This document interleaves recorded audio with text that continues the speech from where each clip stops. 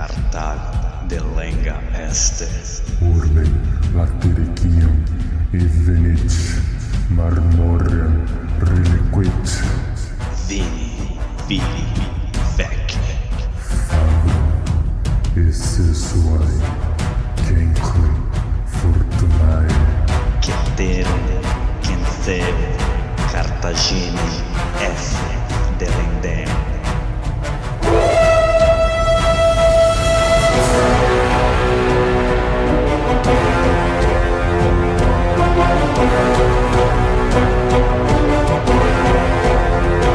Alô amigos, alô galera, estamos de volta para o 128º episódio do podcast Roma Nua e Crua.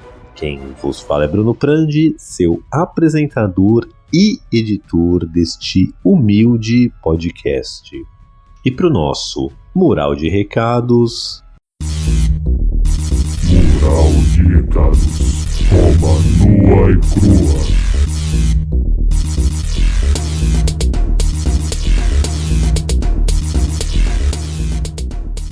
Bom pessoal, 2 avisos rápidos aqui. Gostaria de dizer que gravei um episódio com o Rafael do Medieval Cast. É um podcast novo, mas o Rafael tem um trabalho muito legal, tanto no Facebook, no Instagram, no YouTube, falando sobre o medievo, e ele também está lançando esse projeto, o Medieval Cast. Vou deixar o link ali na descrição, o Instagram, todos os acessos ali para os canais dele, e quando o episódio estiver no ar, eu aviso, aproveito para deixar o obrigado ao Rafael pelo convite. Ele já participou aqui de um episódio bônus com a gente também, então fica aí a dica para os nossos ouvintes. O outro recadinho que eu queria deixar aqui é um agradecimento especial para o Felipe Lima Menezes de Souza. Ele fez uma contribuição via Pix e que me deixou muito feliz. Então, Felipe, muito obrigado, tá aqui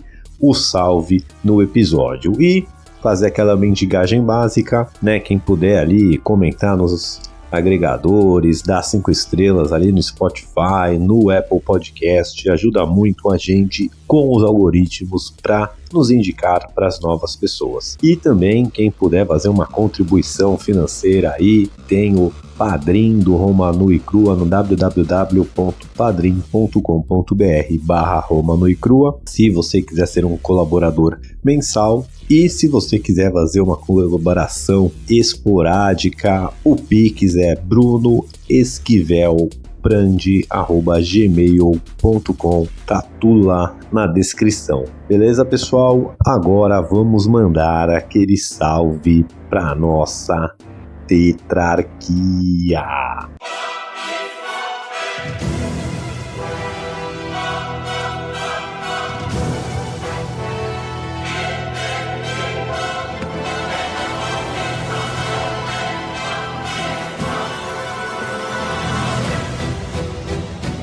Imperator Maximus Nicolas Prandi, nossos Césares Lucas Prandi, César Casuari e Mônica Unis. Recapitulando.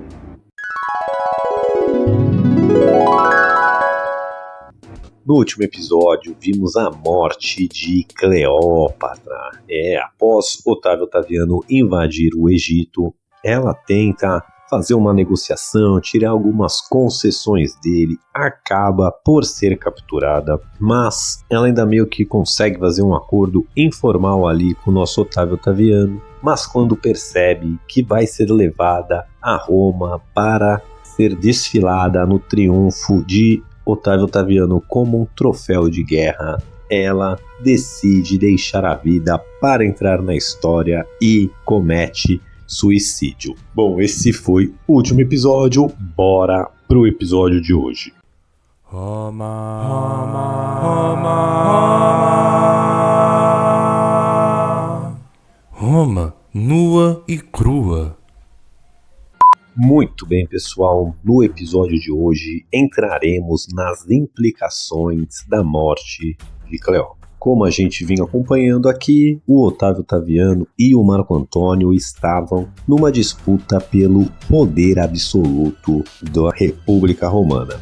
E apesar da Cleópatra e do Marco Antônio já estarem mortos, ainda havia uma peça no tabuleiro que precisava ser eliminada. Lembrando que o Otávio Otaviano só chega ao poder porque ele foi adotado póstumamente por Júlio César, que era o seu tio-avô. E toda a sua legitimidade advinha dessa adoção, dessa relação dele ser o herdeiro de Júlio César. Então quem aqui vem acompanhando o podcast com a gente, lembra lá na saga de Júlio César, quando ele conhece, se envolve com a Cleópatra, que eles têm um filho juntos, o Cesarião. E esse moleque estava agora com algo entre 15 e 17 anos de idade, e ele era uma ameaça ainda para Otávio Otaviano, porque antes, dessa Quarta Guerra Civil estourar, antes de Otávio Otaviano e Marco Antônio irem para as vias de fato,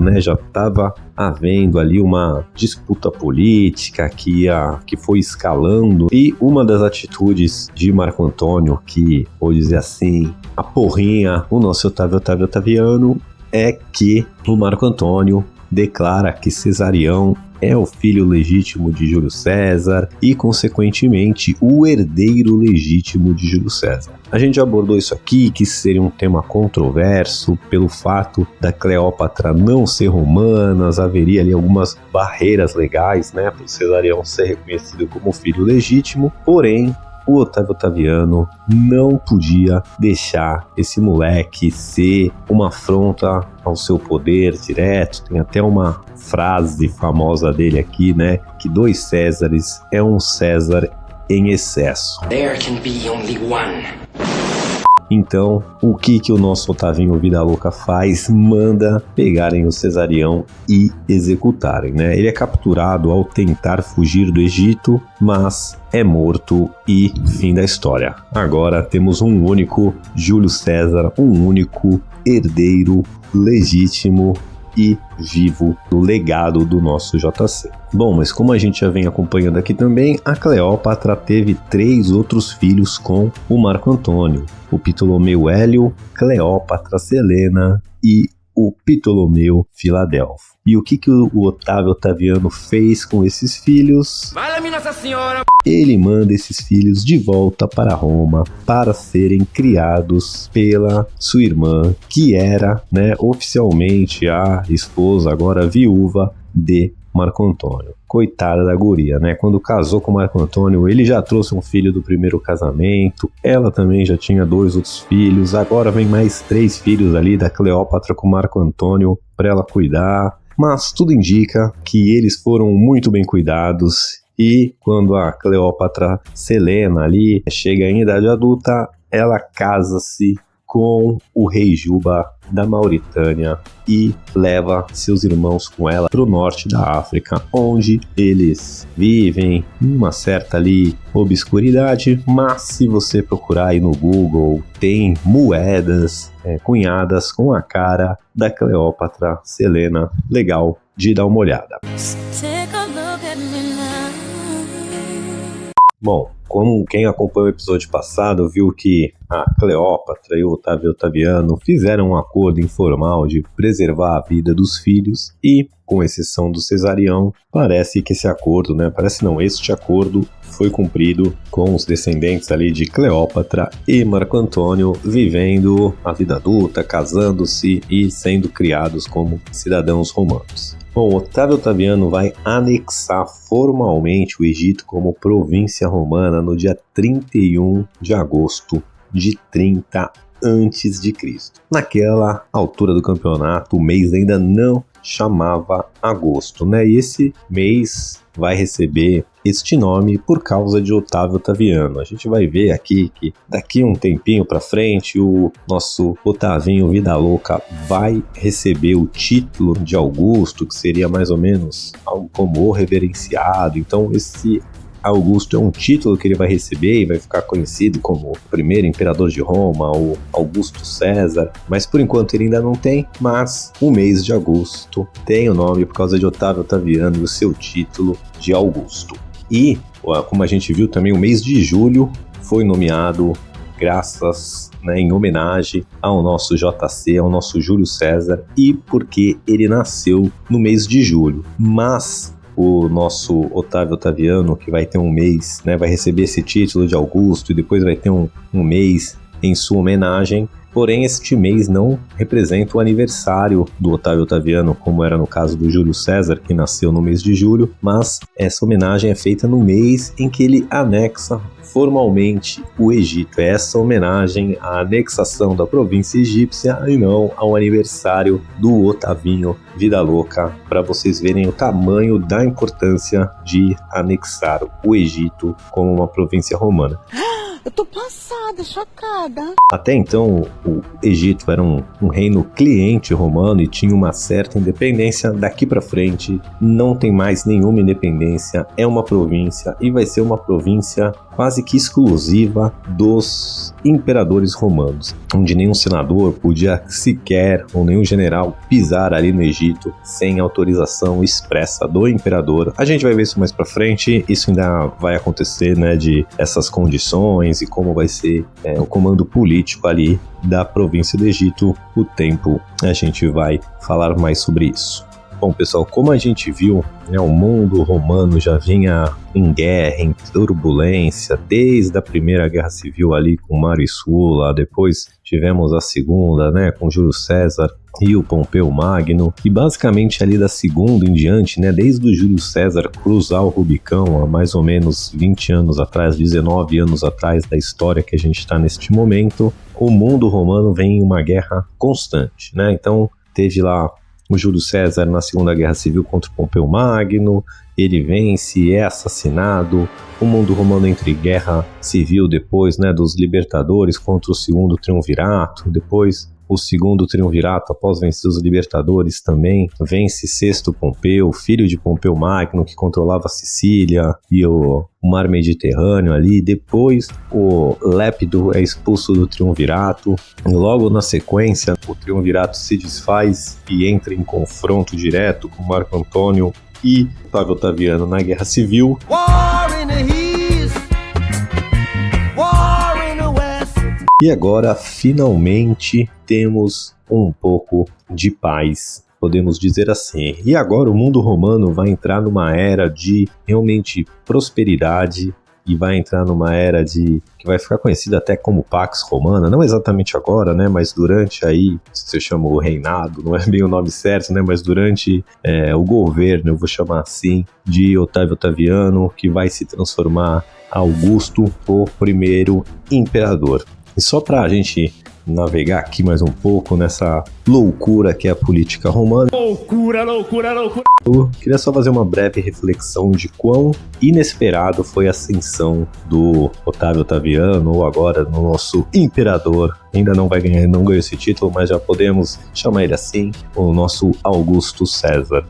Lembrando, quando o Júlio César morre, ele é assassinado lá no Fórum Romano, o Otávio Otaviano tinha apenas 19 anos. Ele morava numa província grega ali, tinha zero experiência militar, zero experiência política e foi catapultado, foi alçado ali ao mais alto cargo político e graças ao Júlio César, que o adota póstumamente e doa a maior parte da sua fortuna para ele. Porém, como a gente viu aqui, tinham vários personagens ali muito importantes, com muita bagagem política, militar, como o próprio Marco Antônio, como o Sexto Pompeu, como o Túlio Cícero, outras figuras importantes ali, o próprio Lépido. Então, assim, tinha muita gente interessada no poder, no mundo pós-Júlio César, e acho que ninguém poderia apostar que esse moleque, sem experiência política, sem contato, sem vivência militar, vai conseguir conseguir chegar e sair vitorioso e como o grande vencedor da Quarta Guerra Civil. E não só isso, né? Ele vai conseguir consolidar o seu poder, é isso que a gente vai ver aqui aos longos dos próximos episódios, como ele consolida esse poder, como ele cria ali a sua dinastia, né? A dinastia Júlio-Claudiana, como ele é efetivo no poder, trazendo ali coesão, trazendo o mundo romano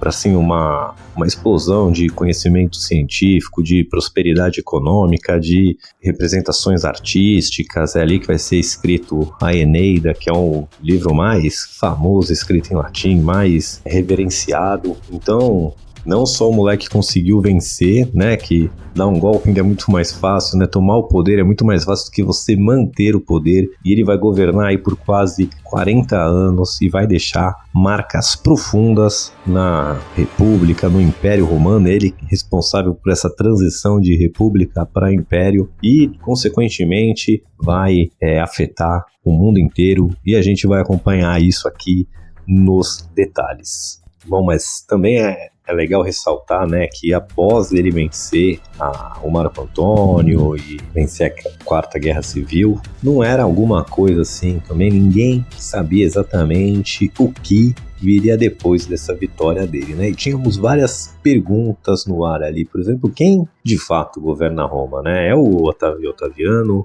É o Senado?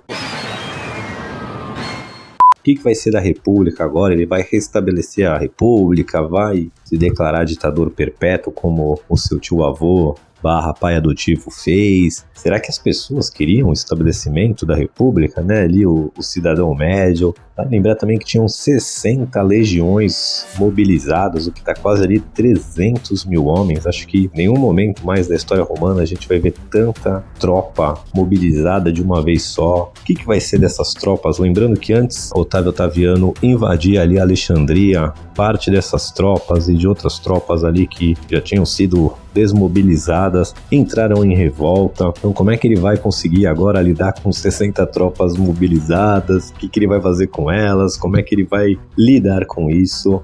Então assim, tinha muita pergunta no ar e estava muito incerto o futuro romano. Mas, né, seguindo aqui com a nossa história, a gente está no ano de 30 a.C. e o Otávio Otaviano então volta para Roma como grande vencedor da Guerra Civil, e essas perguntas então vão começar a ser respondidas. A primeira delas, né, dessa pergunta é como que o nosso Otávio Otaviano vai lidar com os inimigos que ele fez ao longo da sua trajetória, né, ou os aliados diretos de Marco Antônio, que acabou de perder a guerra. Quem que são seus aliados, a sua base de sustentação político, como o nosso Otávio Otaviano vai lidar com eles, né? A gente viu que o Júlio César, após vencer Pompeu Magno, ele basicamente perdoou todo mundo, ele devolveu as propriedades de todo mundo, ele devolveu o poder político e econômico de todos os seus adversários que pediram desculpa, não exigiu nada deles, só partiu ali para uma onda de leniência e saiu perdoando geral. O nosso Otávio Otaviano não vai ser tão leniente, até porque ele aprendeu a lição do tio.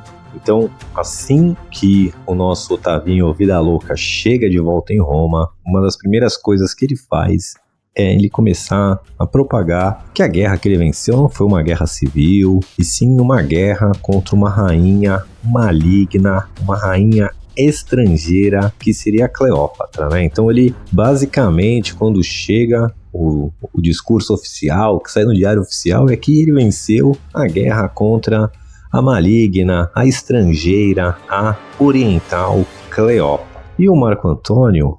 Que Marco Antônio?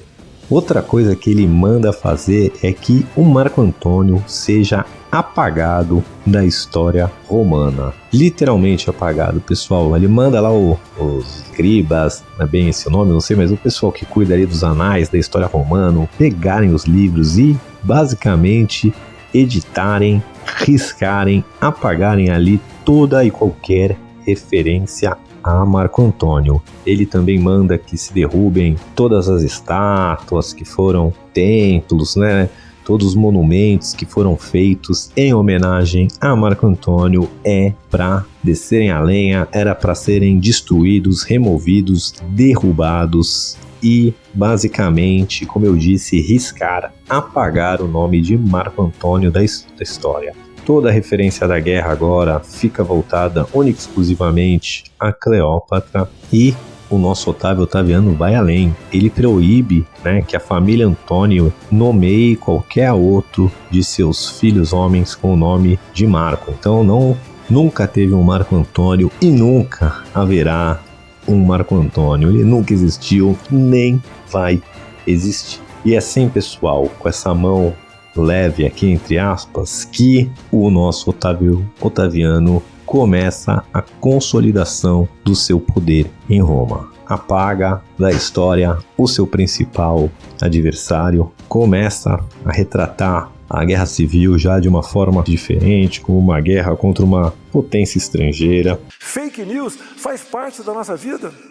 E logo, como eu disse, o nosso Otavinho vai receber o título de Augusto e consolidar, transformar a República Romana no Império. Mas isso não vai ser tão feito assim do dia para noite, nem feito às claras assim, Sempre vai ter uma fachada por trás. Hoje eu digo, no episódio que estamos ali em 30 a.C., o nosso Otávio Otaviano, ele era o cônsul do ano, então ele está usando o seu poder e mandando fazer essas coisas com a premissa do cargo eletivo que ele tinha de cônsul. Mas como vai ser daqui para frente? Quando que ele de fato vai receber o título de Augusto e como ele vai continuar a governar uma vez que expire o seu cargo de cônsul? Como é que ele vai amarrar todas as instituições romanas a ele e vai fazer essa transformação de uma forma muito sutil de república para império? Bom, pessoal, essa é a história para o próximo episódio. Por quê? Por hoje é só. Fique com a gente e até!